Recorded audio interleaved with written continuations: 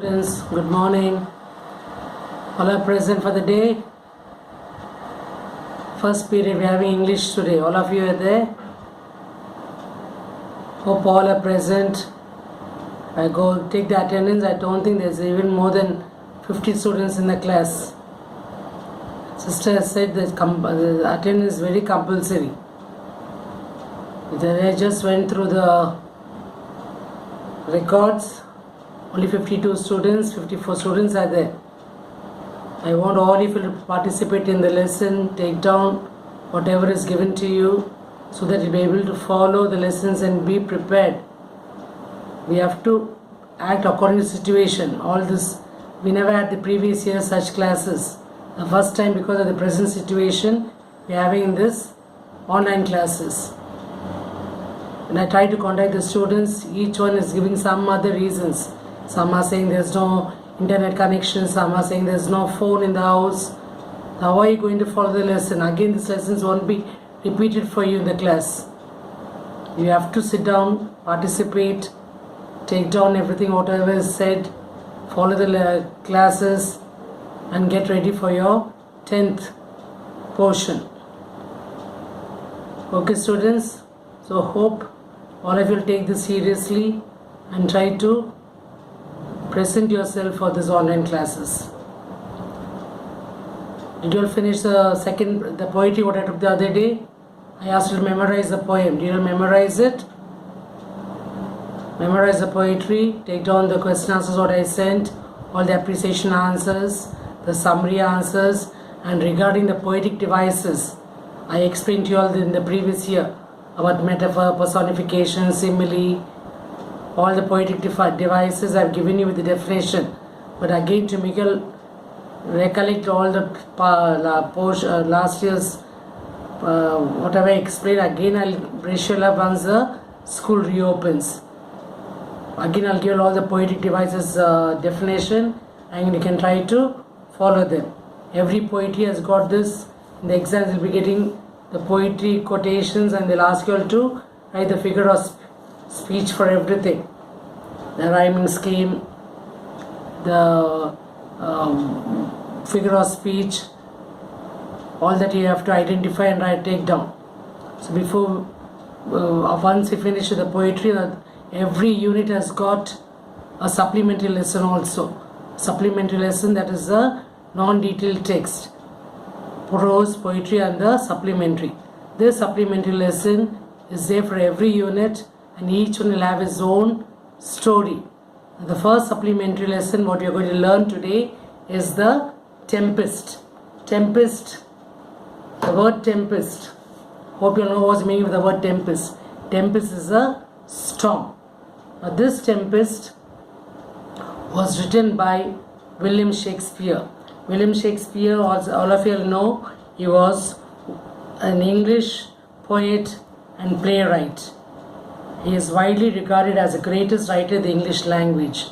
William Shakespeare has written many plays in English. That is, for example, you would have read about As You Like It, Merchant of Venice, Julius Caesar, like this. He has written many English plays in the 16th and 17th centuries. This present play, that is, The Tempest, was written between 1610 and 1611. And it is believed that this play, The Tempest, was based on the actual wreck of the ship, the Sea Venture. Wreck, the shipwreck. Have you all seen the movie Titanic? The British passenger ship that sank in the North Atlantic Ocean in the early morning hours of 15th April 1912 after striking an iceberg. This lesson, The Tempest, is based on this shipwreck that took place in the 17th century. That is in the year 1609. An English sailing ship named Sea Venture was on a mission from England to the British settlement of Virginia Colony in Virginia, USA. This ship was wrecked and sank at a place called Bermuda, an island in North Atlantic Ocean.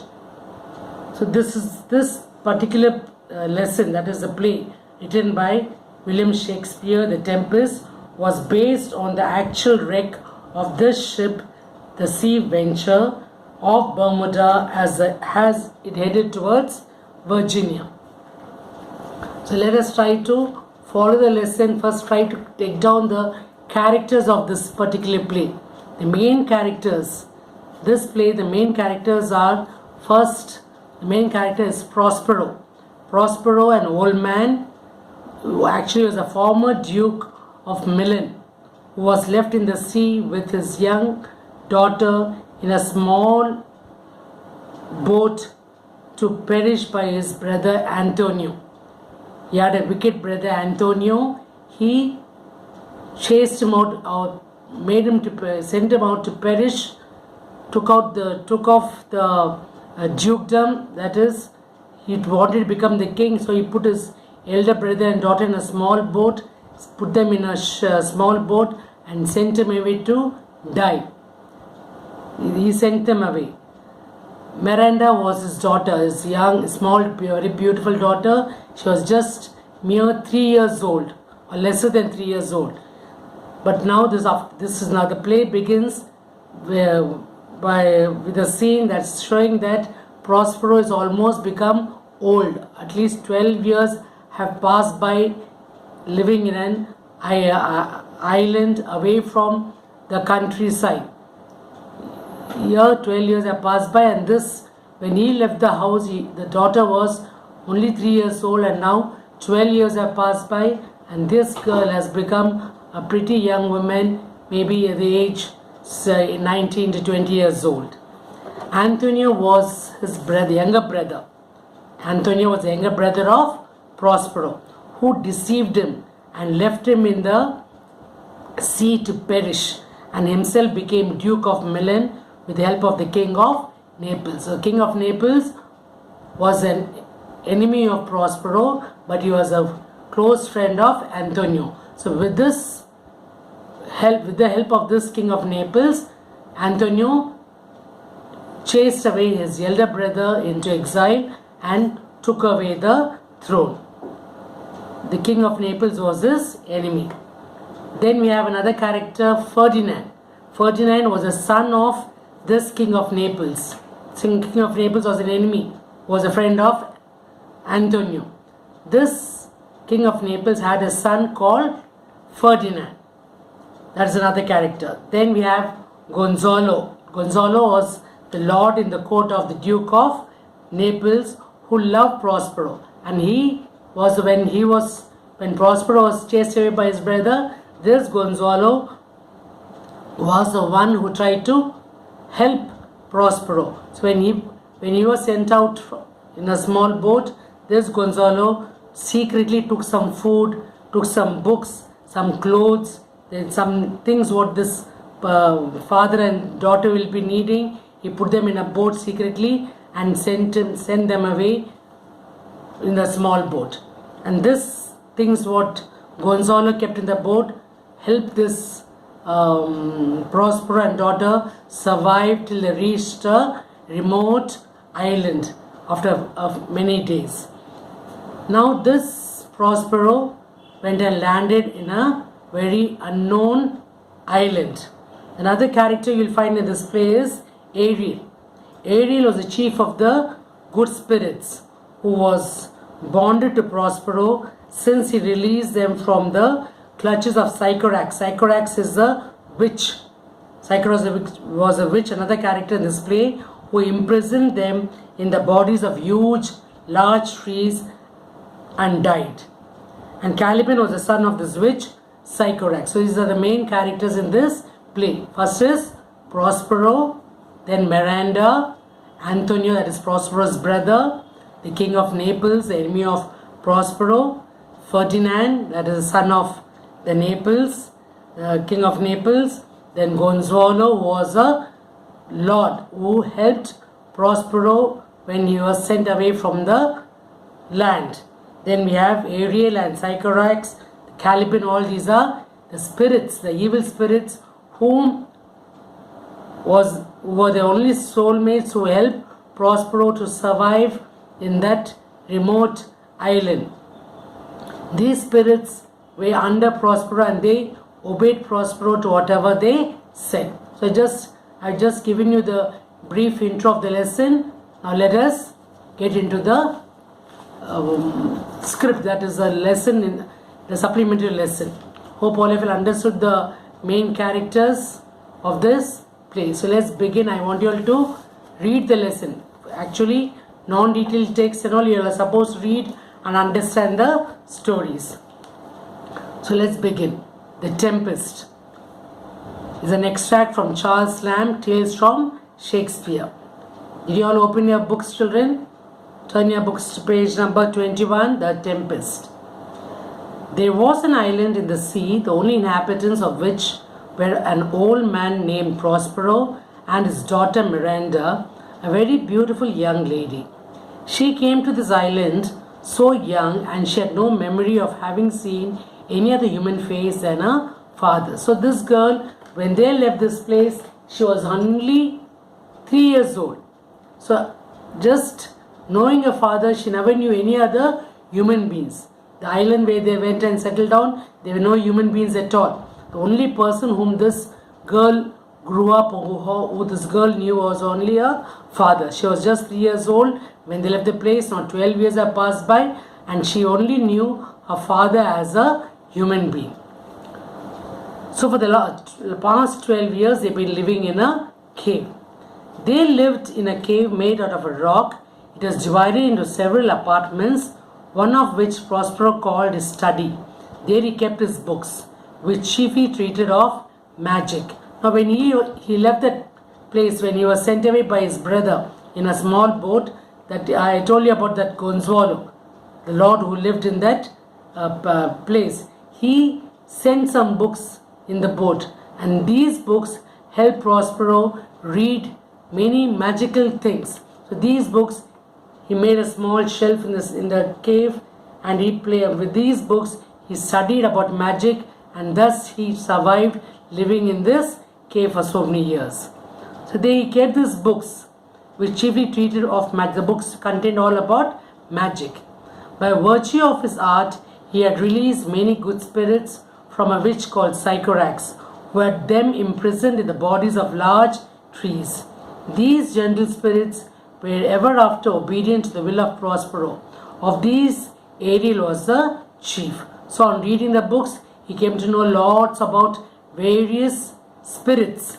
These spirits, this Prospero made use of them and they obeyed him. They obeyed whatever Prospero said, and one such which was, the main spirit was Sycorax. Sycorax was the main witch.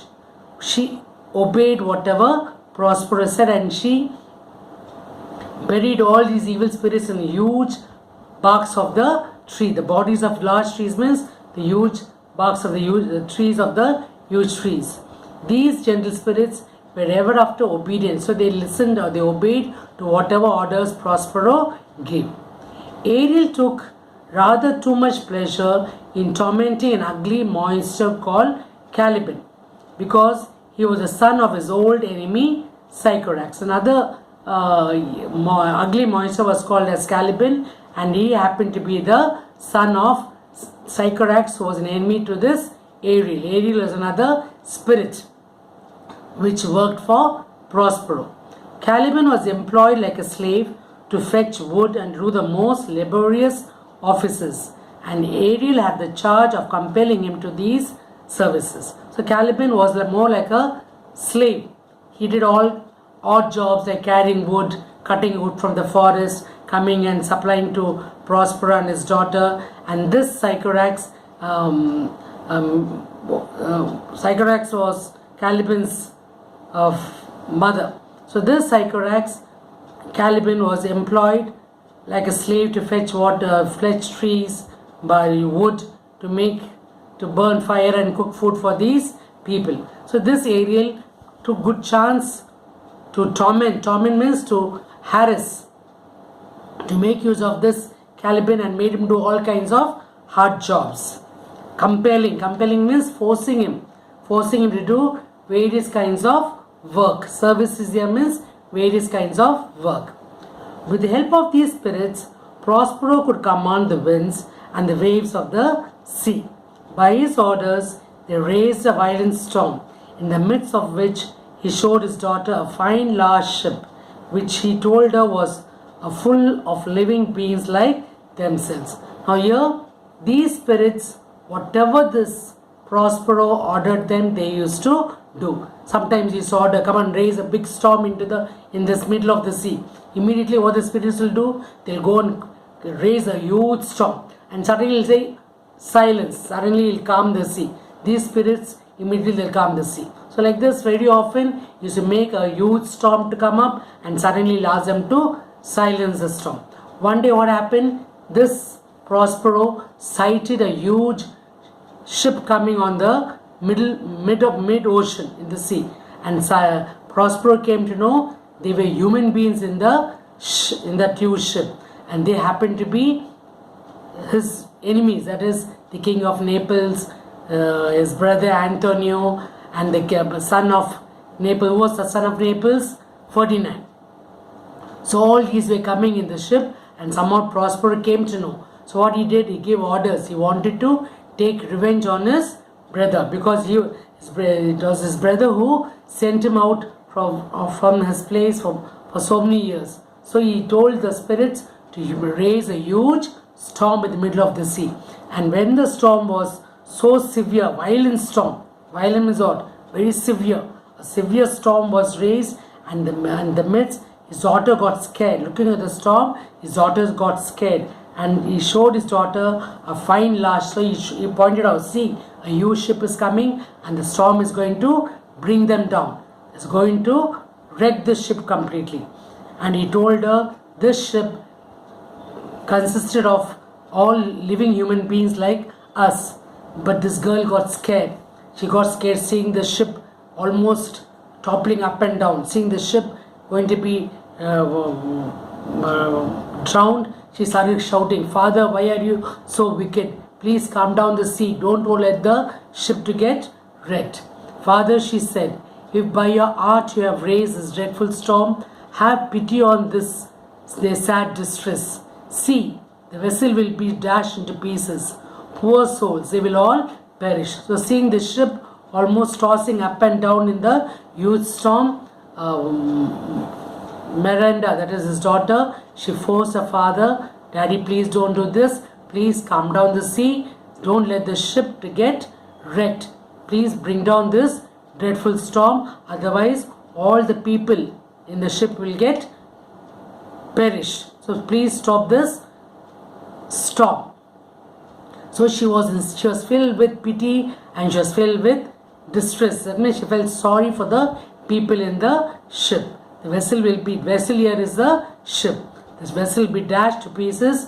Poor souls means who? The people who are in the ship. They will be perished. Perish means destroyed. Be not so amazed, daughter Miranda, said Prospero. There is no harm done. I have so ordered it that no person in the ship shall receive any hurt. So what he is saying, you don't worry, my darling. He is telling his daughter, don't worry. I've just brought the storm, but nobody is going to get perished, or nobody is going to get destroyed. I've made the storm to occur so that there will be only a fear which will arise there, but they will not get any hurt. So don't worry. He's trying to pacify his daughter not to worry. They won't get hurt, he's saying. What I have done has been in care of you. My dear child, you are ignorant. So he's saying you are ignorant. You don't know. You don't know what happened. 12 years back, my brother, that is my younger brother Antonio, he chased me out of the palace. He chased me out of the country. And today, because of that, we are living in such a state. So just to teach a lesson to my brother, I am doing this. So you are ignorant. Ignorant means you don't know what has happened many years ago. And now he's trying to bring back all the flashback, what all happened. He's telling a story to his daughter. Can you remember a time before you came to this cell? I think you cannot, because you were just 3 years old. You are very small. You don't remember what has happened many years ago. Then he's telling the past story to his daughter. 12 years ago, Miranda, continued Prospero, I was Duke of Milan, and you were a princess, and my only heir. I had a younger brother whose name was Antonio, to whom I trusted everything. My brother Antonio, being thus in possession of my power, began to think himself the Duke indeed. The opportunity I gave him of making himself popular among my subjects awakened in his bad nature a proud ambition to deprive me of my dukedom. This he soon effected with the aid of the King of Naples, a powerful prince who was my enemy. So what he's saying here, 12 years back, I was a duke of that place, Milan, and you were the princess. You were the princess. You are the only heir to our emperor. You are the empire. So you were the princess there. So I just gave a small job, a small post for my brother. But what did he do? He took advantage of it. He wanted to become the duke. So what he did, with the help of the King of Naples, that is, with his help, he made plans. He had the ambition of becoming the king. So what he did, with the help of this King of Naples, he put us in a small boat and he sent us away to get perished. Wherefore, said Miranda, did they not that are destroyers? So she's asking, that time nothing happened to us, or what? She's asking. My child, answered her father, they did not. So dear was the love that my people bore me. So because people loved me very much. Instead of me dying on that fateful day, one of my quite close person whom I relied, whom I believed, he helped me out. That is Gonzalo. He brought some food, he brought some books, he brought some things what we needed, some ration what we needed for a few days. He did secretly without Antonio's knowledge, and he sent us away in the boat. So Antonio carried us on board a ship, and when we were some leagues out at sea, he forced us into a small boat without either tackle, sail or mast. So there's no protection at all. He brought us in a huge ship, and in the middle part of the sea took a small boat and just sent us away without any help. There's no things for us to tackle with. That is, there's no sail, no mast, nothing to tackle us with any situation. But a kind Lord, that is Gonzalo, who loved me, had privately placed in the boat water, provisions, apparel, and some books which I prize above my dukedom.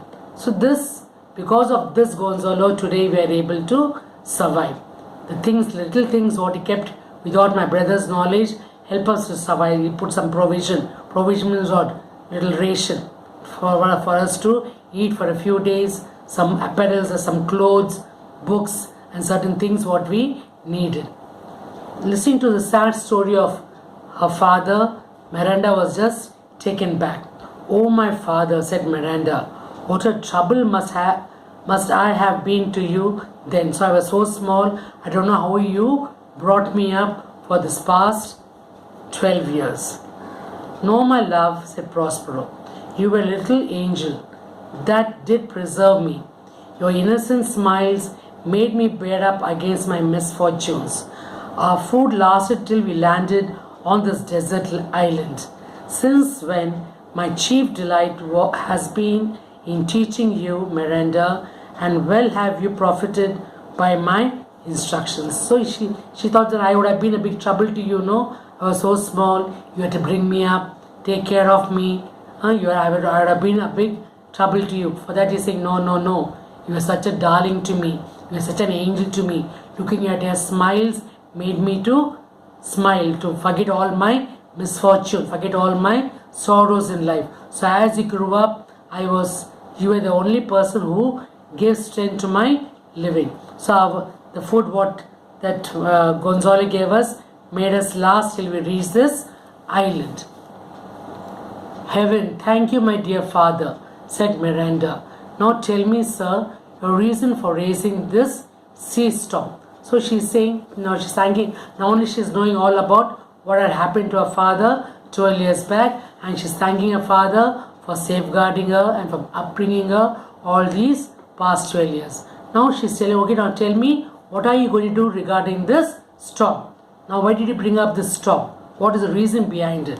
For that, Prospero is saying, know then, said her father, that by means of this storm, my enemies, the king of Naples and my cruel brother, are cast ashore upon this island. So that's the reason I brought this storm.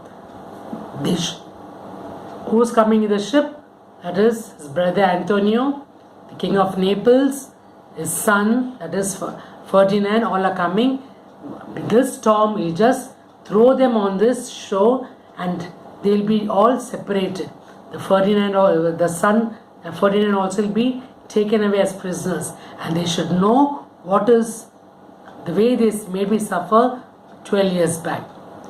Having so said, Prospero gently touched his daughter with his magic wand, and she fell fast asleep. So this man learned so much of magic with the help of these books, what was given to him by Gonzalo many years ago. With these books, he learned various kinds of magic. He didn't want to see his daughter, or didn't want his daughter to see the real thing, what is going to happen. So he just took out his magic wand. Magic wand is a magic stick. He just touched her with a magic stick, and that put her to sleep. So she was completely unconscious. She fell off asleep. He touched his daughter with his magic wand, and she fell fast asleep. For the spirit Ariel just then presented himself before his master to give an account of the tempest. So soon as Miranda fell off to sleep, his spirit, that is a spirit, the Ariel, he came in front of Prospero and gave a full report of what happened when the storm came up, and how the ship was thrown or tossed about in the stormy seas. And he gave a full report what happened. A full account of the tempest and how he had disposed of the ship's company. And though the spirits were always invisible to Miranda, Prospero did not choose she should hear him holding conversation as would seem to her with the empty air. So he didn't want Miranda to know what he is really doing with these people. So he put her off to sleep. Then after the spirit Ariel gave a full report about the storm, he's telling Ariel, he's saying, well, my brave spirit, said Prospero, how have you performed your task? What have you done? Task means what work you did, tell me. Ariel gave a lively description of the storm and of the terrors of the mariners, and how the king's son Ferdinand was the first who leaped into the sea, and his father thought he saw his dear son swallowed up by the waves and lost. But he is safe, said Ariel, in a corner of the isle, sadly lamenting the loss of the king his father. Now, the storm what was brought up by Ariel, in that storm what happened, he is making Ferdinand jump into the sea. And seeing the son falling into the sea, what the king is thinking, the father is thinking, that his son is dead. Who is his father? As the king of Naples. So he is thinking the son is dead, but actually the son is not dead. Here Ariel is taking him away separately. But the father thinks the son is no more. He got lost in the sea. But he is safe. Ariel, the spirit, has kept Ferdinand separately in a secret place in that same island. Then Prospero is very happy to listen to what Ariel is saying. That's my delicate Ariel, said Prospero. Bring him here. My daughter must see this young prince. Where is the king and my brother? So he separated all of them. He separated the son. He separated the king of Naples. He separated his brother Antonio and kept them as prisoners. And he's saying, now go bring Ferdinand and come. Ferdinand is a very young and handsome man. Now the actual thing is what? Prospero wanted Miranda and Ferdinand to like each other, to fall in love with each other. So he's ordering Ariel to go bring Ferdinand and bring him in front of Miranda, that is his daughter. So he's asking, where is the king and my brother? I left them, answered Ariel, searching for Ferdinand, whom they have little hopes of finding. So I left them somewhere in a different corner of the island, and they are desperately searching for the son, that is Ferdinand, thinking that they'll find him somewhere in the stormy waters, whom they have little hopes of finding, thinking they saw him perish. Of the ship's crew not one is missing, though each one thinks himself the only one saved, and the ship, though invisible to them, is safe in the harbor. So this Ariel does his work so neatly what Prospero has given him. He has just separated all the people living who were in the ship, all are separate, all are separated from each other, and each one is thinking other person is dead, but actually all are safe, but they all kept separate by Ariel. And even the ship is safe in the harbor. Harbor is where they bring the ships to a halt. Ariel then went to fetch Ferdinand. Ferdinand was kept separately by Ariel. He goes to fetch him. Fetch means to go bring him and show him in front of Miranda. "Oh, my young gentleman," said Ariel when he saw him, "I will soon move you. You must be brought. I find for the Lady Miranda to have a sight of a pretty person.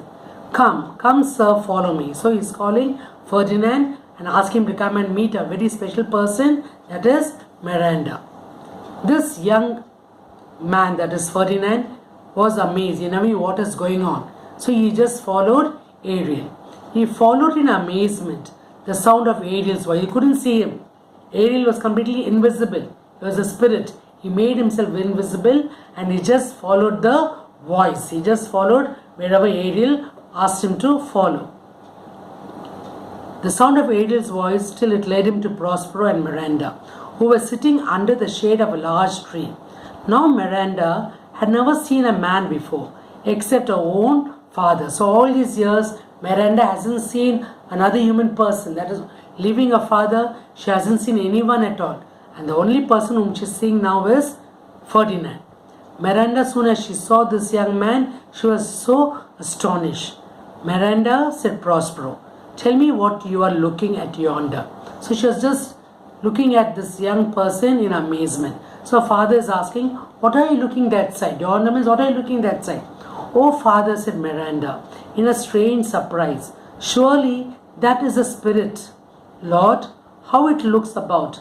Believe me, it is a beautiful creature. Is it not a spirit?" So looking at Ferdinand, Miranda is thinking that this Ferdinand who is coming is also a spirit. So saying, "Is that not a spirit, a beautiful young spirit?" She's asking her father. "No, girl," answered her father. "It eats and sleeps just like we human beings. He is also a human being.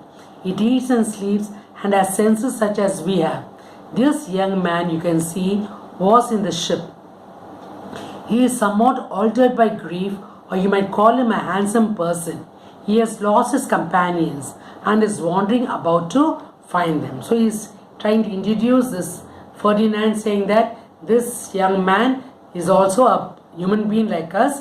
He is desperately searching for the people who were with him in the ship.